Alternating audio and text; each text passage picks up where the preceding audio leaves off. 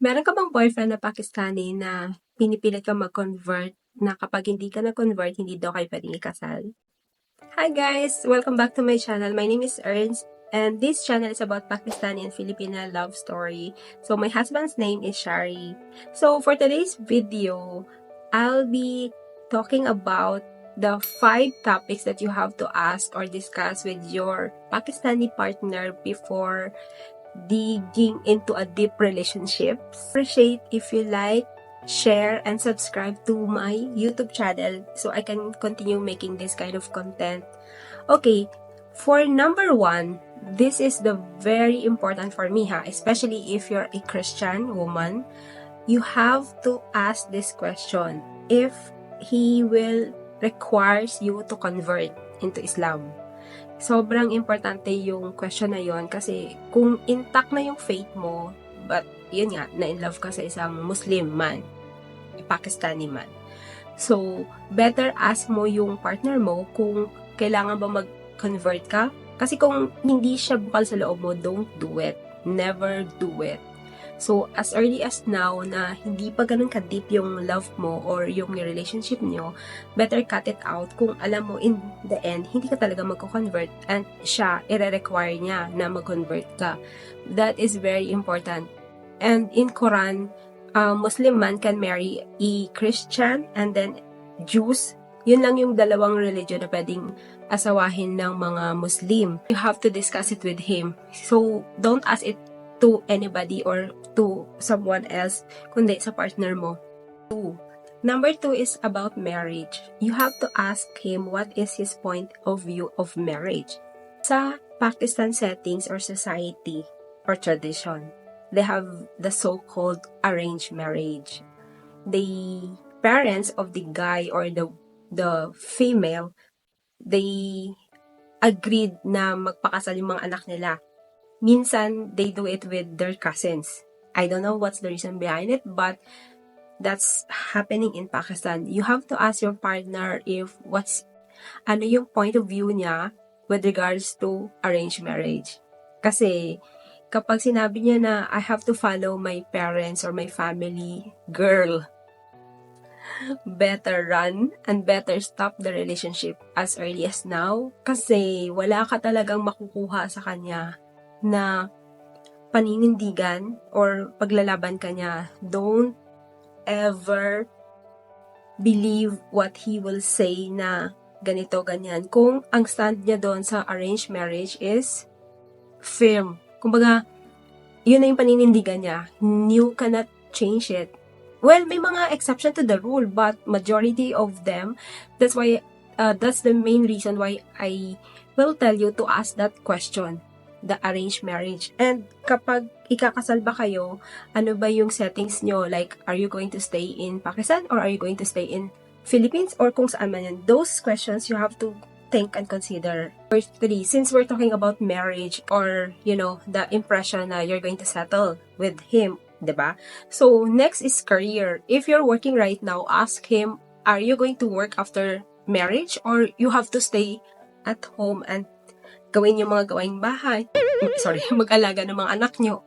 So, those things you have to ask kasi may majority of the Pakistani, I'm not sure if there are Pakistani women in Pakistan who are really working. Like, may asawa sila. Kasi I've seen some women working in the hotel, in the restaurant, but I'm not really sure if they're single or what. Kasi sa society or tradition kasi ng mga Pakistani, normally, they provide for the wives. So, you ask him if are you going to work pa rin after the marriage or hindi. Kasi it's very important. Kasi kung important sa yung career mo, then you have to think about it. Next is children. What would be your children's values, belief? So, those are the things you have to discuss. So, basically, if something you can compromise with the children, then, you can do it if you decided to get married. So, most likely, having the children values, you should ask him if he's going to arrange the child's marriage as well. You have to ask, like, how are you going to raise the children Is it based on the values of a Pakistani culture, or it would be a values of an international settings?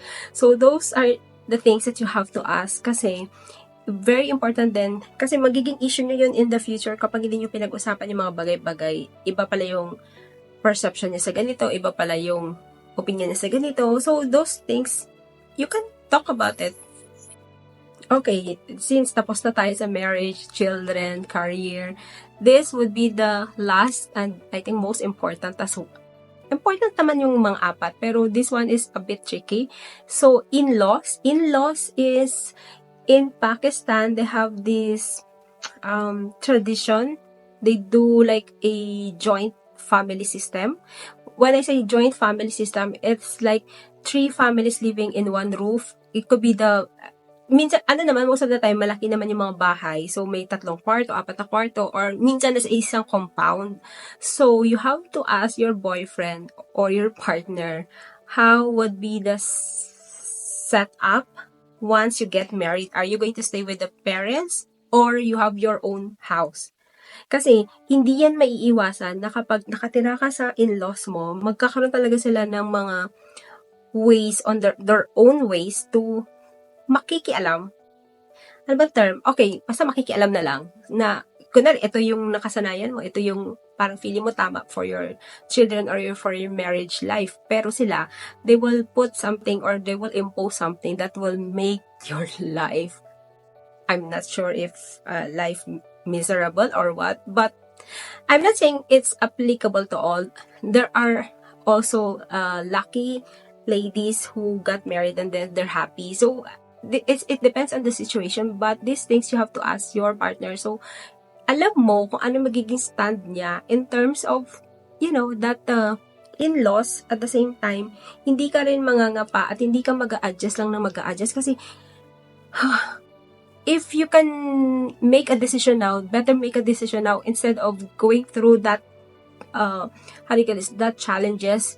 Parang, don't get any, alam mo yun, yung problema na kung pwede mo namang iwasan na, alam mo yun, yung mga bagay na yun. So, unfortunately, there are a lot of things to consider when having a Pakistani boyfriend or Pakistani husband, but it's possible, it's doable, it's just that you really have to talk about it.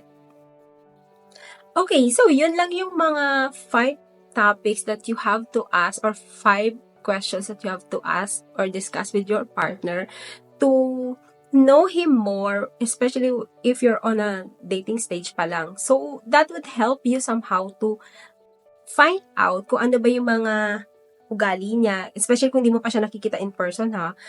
It would be a plus factor kung makikita mo siya. And sana, magkaroon kayo ng plano na mag-settle din together.